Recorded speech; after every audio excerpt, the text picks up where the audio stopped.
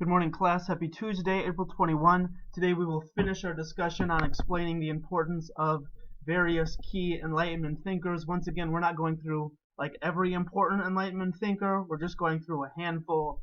We don't have enough time to go through more than the 7 we're already going to focus on. Today's plan. Oops, one too many. First, we'll do one more kind of final Hobbes versus Locke review. Guys, did a quick write on that last week, which I graded on Monday. So we'll do some last review for that. We will finish our notes. It says Enlightenment Thinkers Notes Part 1. That should say Part 2. We will finish that. And then today's homework is an exercise slip quick write. I apologize for all like the paragraphs and writing you have to do. Just with these circumstances, it can be challenging for me to find other ways for you guys to show your work to me and share your ideas. I do promise that it won't always just be paragraphs, but it's a little bit more writing heavy now compared to what it usually is just because of the situation that we're in. So have that paragraph written by today, 3 p.m. That will be a class work grade. First, for Hobbes versus Locke, I asked you guys, which person did you agree with the most? You know, it's okay if you agree with parts of both and disagree with parts of both, but which side between the two are you on, because they're pretty opposite from each other. Just to review some of that, so Thomas Hobbes and John Locke both believe this idea that the state of nature equals a state of war. The difference, though, is that Thomas Hobbes believes that humans are selfish, brutish, and bad like all the time. They are naturally bad.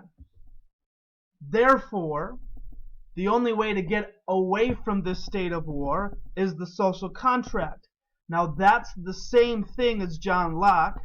The difference, though, is that he has a much more negative view of humans, which means his social contract is going to look different.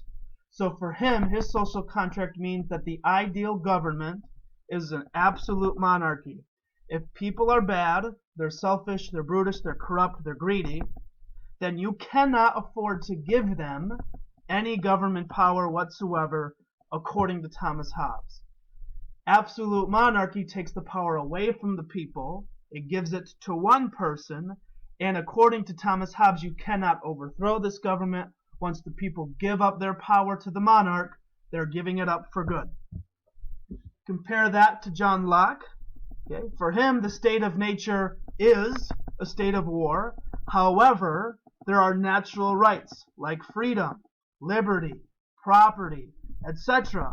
And he believes in this idea of a blank slate, and that over time people's experiences will shape who they are. John Locke also believes this isn't so much state of nature, but part of humans' job is to obey their creator. That's something we haven't talked about before, but that's part of why there's an obligation for them to be more good than what Thomas Hobbes thinks, because if we're supposed to obey God, then there's going to be at least some element of goodness in human beings, or at least the opportunity to be good. Won't always be bad, it can be good. So human nature is different between John Locke and Thomas Hobbes. Social contract means that people give up some of their power. Thomas Hobbes says all of your power.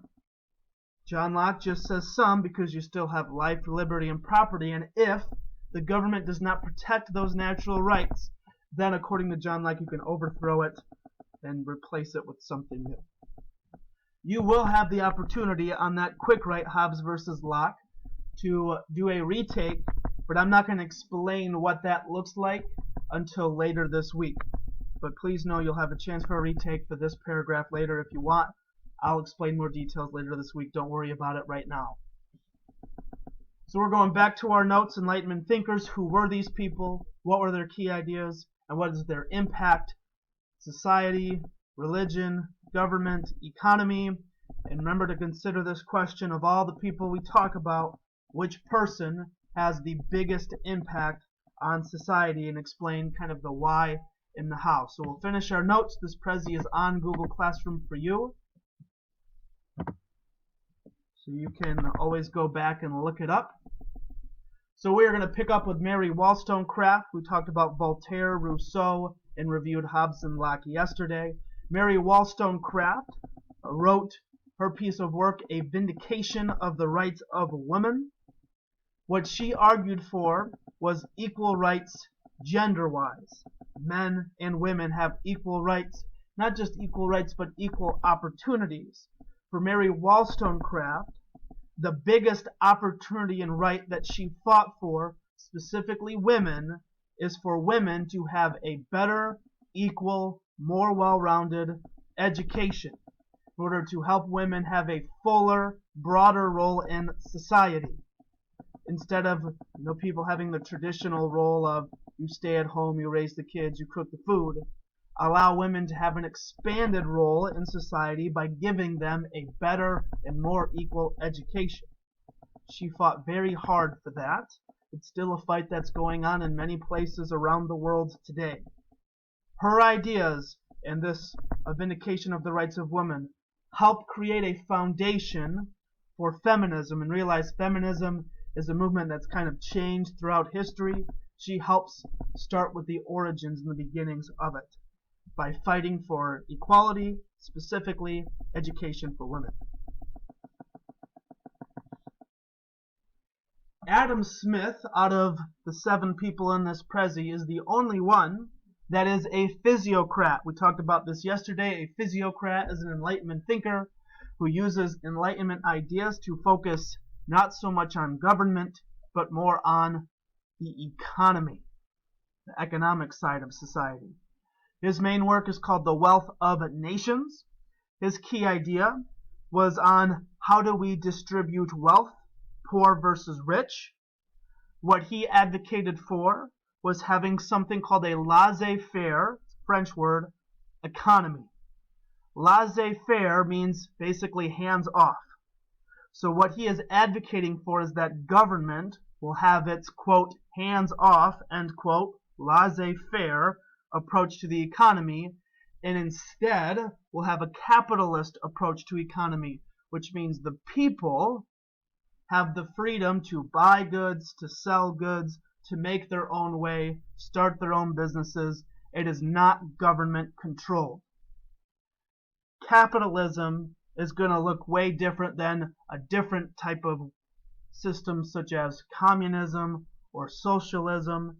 Capitalism is the system we use in the United States for our economy. Like the government doesn't force us to buy certain goods or sell certain goods. There's gaps between poor and rich because there's individual freedom for us in terms of the economy. Last person is Montesquieu. Main work is The Spirit of the Laws. He believed in ideas for how to organize government.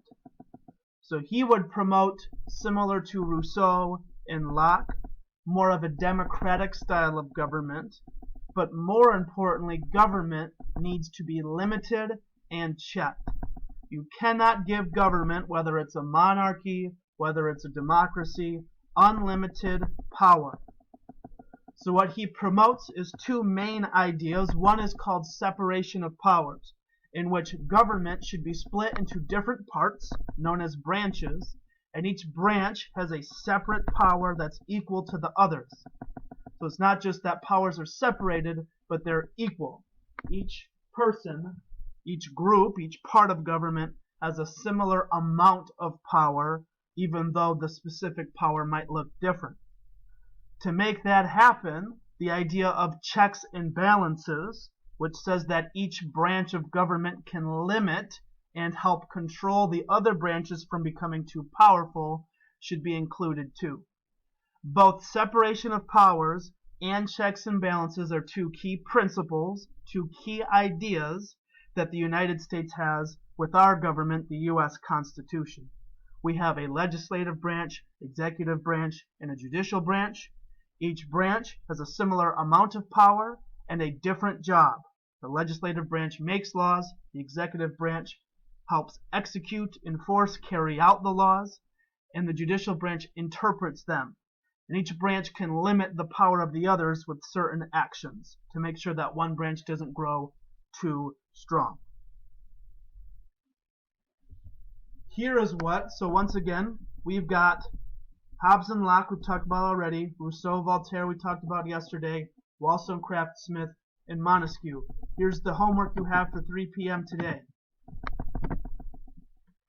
Since you have already written about Locke and Hobbes, I will not allow you to choose one of those 2 people for this answer. You can choose the other 5. You may not choose Hobbes and Locke. You might think they're more important than the others, and that's fine.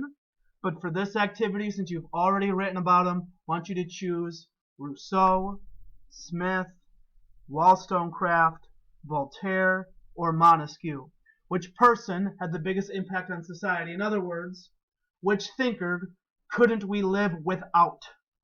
But if you took that thinker out of the picture, if their ideas were never created, never discovered, which one would hurt society the most? Which means which one can we not live without? You need to explain why and how. Make sure you use multiple examples for this. Make sure you use appropriate paragraph form, thesis, transitions, conclusion. Once again, I'll add this here. You may not choose Hobbes or Locke. This will be posted at 8:30 a.m. today, so if you don't see it right away at 8, give it 30 minutes. If you have questions, let me know. Due at 3 p.m. I will talk to you more tomorrow.